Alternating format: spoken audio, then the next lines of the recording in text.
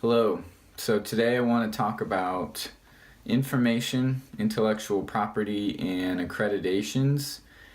Basically, because a lot of people have been gaining more information, access to more information, and we have these debates. And so I have debates with scholars or people in institutions that believe in the information that they have, and that's a totally righteous thing because that's all debate in life. Whenever we're trying to spread an idea, that's why we have to go through these conversations, because we never really have the full piece of the picture and or the total picture. So when we get into these debates, we tend to have our tool belts and our own ammunition when it comes to the information that we wish to tell other people that we know, like this is how the world is. So basically what I want to touch on is, does any of that really matter? In the grand scheme of things, all the books, all the videos, all the lectures, all the studies, all the numbers, none of that really means anything. It doesn't have to. But we choose to make it mean something. So that's when it becomes something. So when someone wants to listen to a lecture that someone else is putting on or professing, then the validity of it depends on how much we believe in that person and that they're telling us the correct and complete information about whatever subject that they're talking about. So when we do that, they become a source, and how reliable they are is up to us, and we can tell another that our source is reliable based on X, Y, and Z. They went and studied at this school, they read these books. So all it is basically, when we believe that someone is certified in something, it's just based on another person's approval, saying that they did pass whatever test was necessary that other people have deemed to be legitimate. So that test is supposed to be complete. But as we know, with all information, it gets changed over time. It evolves. It gets better. So even with the certifications that we have today, those practices and the process in doing whatever it is that the certification is supposed to implement, it changes. And it changes, depending on the kind of certification is, yearly, bi-yearly. So that really just shows that it's never really complete. So when someone wants to talk about a particular subject and start talking about things in a more radical or extreme way, really progressing the understanding or the conventional box that we understand life, it gets very hard when we attach ourselves to our sources and the information that we've been fed, because we believe that's right, and people do it in religion all the time. Just look at Christianity. People believe the Bible is the only book to read because that has all the answers of all of life, and it's just amazing how much information that they're missing out on, what's out there in the world. So people do this with science books. People do it in academia. Students do it all the time, where these particular books are where the answers are, and this is what they're going to hold on to. So it can be very patriotic to attach ourselves to the information that we believe to know, and we all like to feel patriotic. So it's a nice thing, it's a noble thing, it's an honorable thing, but it doesn't have to mean that that we're done, because it can lead to an end point for us if we believe that that piece of information, whatever it is that we're debating over in this conversation, is it. And they're wrong. It's just, I don't believe in the source that you're pulling up. I don't believe the information. I don't think that they scientifically have proven these results and all that, and we can keep going on the legitimacy of the information and just keep questioning it. It's good for skepticism. We all like to be skeptics in some ways, but the more that we're skeptic of this information, it's almost like when does it end? To where we entertain the information that the other is actually exchanging with us. So I'm not saying we have to believe everything is correct, because that's the game of life and what debate is for. But it doesn't mean that we have to just dismiss, because we're going to be the skeptic, the scientific skeptic. That's how I got to where I am with my particular knowledge base, is that I was skeptical of the information. But that doesn't mean that I neglected the information whenever I did have a conversation or about a topic or whatnot. So it did come to me at some point, and I did work with it to eventually realize that they were actually right in a way. Ignorance is bliss in the moment, but in hindsight, it could be a downfall for us if we really want to progress our knowledge base.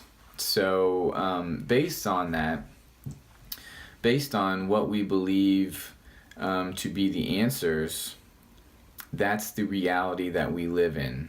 And that's an important thing. So that's where our consciousness, because we create our realities, and our consciousness is based on those realities. So they all work together. And whatever we're aware of, that's the reality that we want to live in. So historically, let's focus in on that aspect of life and information. We could look at our history and notice that it's skewed, or missing pieces. So let's say Christopher Columbus, for example, discovered America. Did he? No, not quite.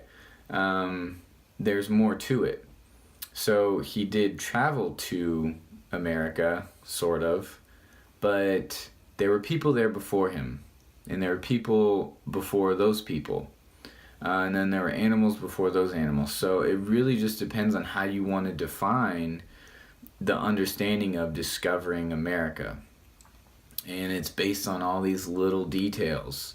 And those details, each little piece of information comes from a different source. And when they're all pieced together, it creates a very different understanding.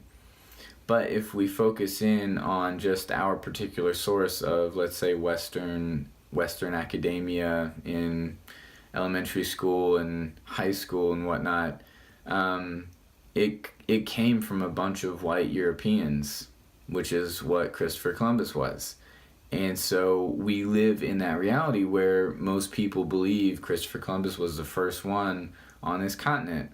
And so, of course, all the morals and the values and institutions, organizations that were built around that process or that event, or historical event, we believe in that. So we're essentially assimilating ourselves into that reality based on the information that we believe is true and the sources that it came from. So it's just like saying the time. Let's look at time, for example. We're in the year 2016, and why is it only 2016 years? It's because we believe that time started when Jesus started, and that's the reality that we're living in. But time was always before that, and there were plenty of other ways to measure time. Other civilizations did it that way, but we live in a Western civilization that's based on another white European model, Christianity, and so now we describe our years based on the Gregorian calendar and Jesus, when Jesus was alive. So when we attach ourselves to those bits of information, it can be limiting in what realities we're willing to entertain and exchange, because we like to be comfortable in our bubbles, our consciousness bubbles. And so whatever we can't see outside of that bubble of consciousness, it basically gets lost, and then the conversation's over. It's pretty much done. So if we can expand our consciousness, at least the space, then something's going to fill in, just like a sinkhole. You dig out enough and you create the space, something is going to fill it in. So it's like that with information. If you open yourself up to the space of information, the information will fill in. Where it comes from, that's up to you to make that choice. So what I wanted to share with this video is just that process in dismissing information because it's too radical.